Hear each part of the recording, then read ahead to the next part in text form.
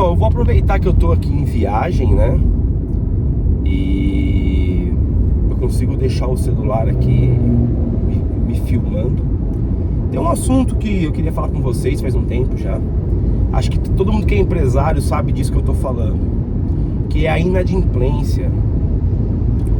Então, eu vou começar a fazer alguns relatos do que acontece comigo na minha empresa, mas eu queria conversar com vocês aí. Poxa, como que vocês tratam a inadimplência, né? Porque é algo muito complexo isso. Esse ano foi para mim uma escola sobre inadimplência. A gente teve bastante casos de inadimplência. Então eu vou contar um pouquinho para vocês aí do que eu aprendi e do que a gente tem feito. O meu primeiro caso que a gente passou por inadimplência depois de 8 anos de empresa, né, rodando. É claro, a gente passou de uma fase micro e hoje a gente está se estruturando. Então a gente nunca teve casos assim de inadimplência. Mas esse primeiro caso nosso, eu quero abordar dois assim, que um já está resolvido e o outro está em vias de, né? Então, vou falar um pouquinho o que a gente fez. Nesse caso de inadimplência, era uma situação de aluguel de máquina, né? A gente aluga alguns moinhos e o cliente a gente fez um acordo. O cliente tinha quebrado algumas facas, ele tinha danificado a máquina.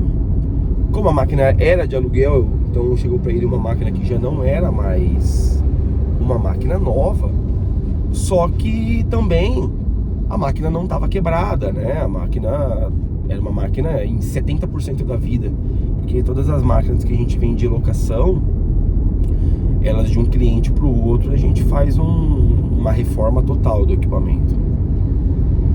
E por fim, eram umas facas, né? O cliente quebrou, acabou caindo uma peça de metálica grande no moinho e quebrou uma faca lá, entortou muito. Eu já tratei esse caso aí em outros vídeos, né? É só ir acompanhando. Diga-se passagem, a gente tem que terminar o vídeo do moinho. Vou deixar aqui os históricos dele aqui em cima. E por fim, o cliente trocou essas facas, né? Então o valor das facas era o equivalente a um valor de aluguel. A priori a gente queria repartir, né? Essas facas, o cliente aceitou. Então, tipo, ele pagou só 50% das facas, vendo que o equipamento ia voltar para mim e ele iria continuar com o equipamento alugado, né? Então foi um acordo que a gente fez como a faca quebrou, né? Não foi a faca que chegou ao fim da vida. E esse cliente, por fim, foi acertado isso. Ele pôs a faca e nós demos o equivalente a um aluguel para ele, que é o que pagava a faca. Diga-se passagem, meio aluguel para ele. Que é o que pagava ali a situação das facas, né? Ok, o cliente foi e tal, né?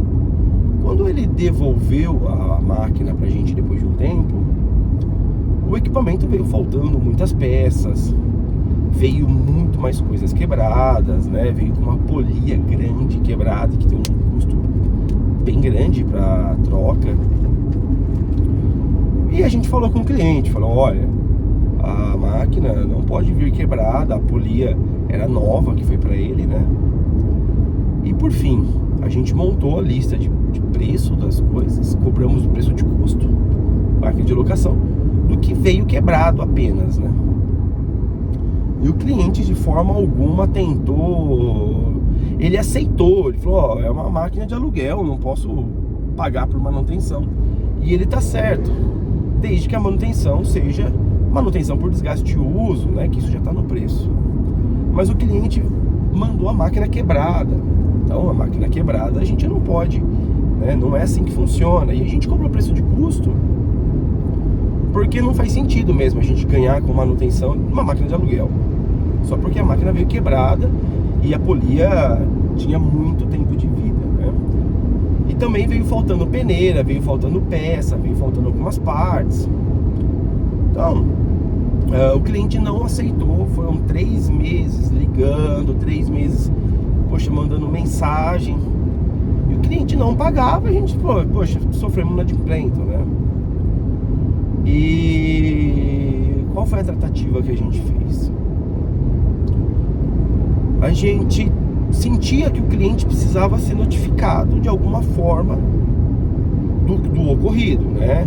Então a gente falou, mandou mensagem, mas o cliente podia falar que não era ele, né? Podia falar que não se lembrava, não sei.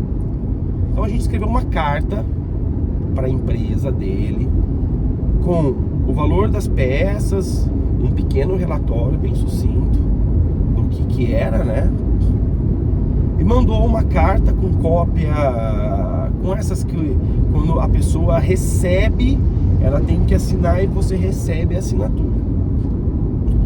Feito isso, então a gente já tinha certeza que o cliente tinha recebido essa carta, né? Porque a gente recebeu a notificação.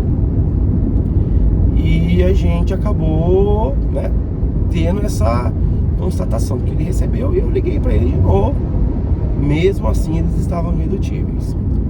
A questão aí, a gente não queria pôr ele, né, simplesmente pôr ele no cartório, porque isso é uma coisa que danifica muito a relação, né, entre as empresas.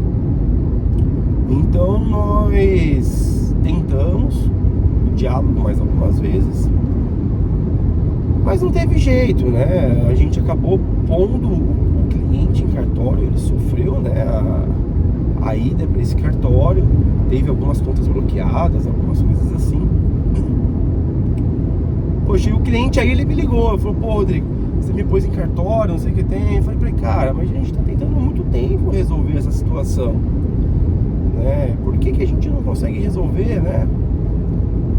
Aí, por fim, esse cliente, ele resolveu aceitar, né? A gente negociou, né? Então, as custas, ele arcou com as custas de cartório.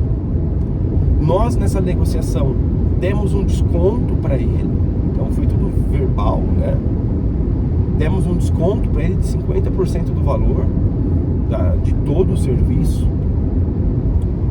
Mas isso foi para fechar mesmo, né? Para resolver a situação. Porque a gente sente que o melhor sempre a ser feito é resolver com, né, sem vias mais difíceis, né? Sem vias mais apertadas. Então nós removemos as custas, removemos o pedido de cartório, gerou uma custa, né? Que toda vez que vai para cartório gera essa custa. Então o cliente arcou com as custas de cartório. Nós demos um desconto, porque a custa de cartório era muito parecida, então a gente deu um desconto para ele. Ele aceitou, ele entendeu que era dele mesmo, era devido por eles. E a gente conseguiu resolver esse caso, né? Foi algo ótimo pra gente. Conseguimos manter a relação de amizade com a empresa. Isso levou praticamente 6 meses para se resolver. Só que aí é uma questão, né? Poxa, você tem que ter caixa para fazer isso. Se a pessoa não tem caixa, se a empresa não tem caixa para sustentar uma situação dessa, poxa, você quebra, né? Então é muito importante a empresa que está começando agora a trabalhar, a empresa que está começando a desenvolver o teu trabalho. São alguns pontos importantes que a gente tem que sempre ressaltar aí. Sempre que for fazer uma venda para um cliente, emissão de nota fiscal, sempre. Porque a nota fiscal é quem vai te dar segurança para você poder contestar um não pagamento. A segunda coisa é você gerar o boleto no ato da contratação do serviço. Então, você vendeu algum produto, vendeu algo, nunca levar de boca. Sempre gera o boleto, porque o boleto, ele vai te ajudar no final. Você percebeu que o cliente deixou de pagar, você pode falar para o cliente: olha, percebemos que não foi pago o boleto do mês tal, e você poderia providenciar, ou poderia me mandar a constatação de que o boleto foi pago, né? Nós não registramos. Isso já é uma forma sutil de você cobrar esse cliente. E também é você conseguir sempre ter tudo organizado, né? Então você se organiza, porque é muito fácil quando você começa a pegar um tamanho maior, você ter 10, 20, 15 pessoas ou empresas em negociação com você ao mesmo tempo e você se perder, né? Então se você tem os boletos lá dessa dívida já organizados, você caiu aqui. Então se você tem o boleto dessa dívida já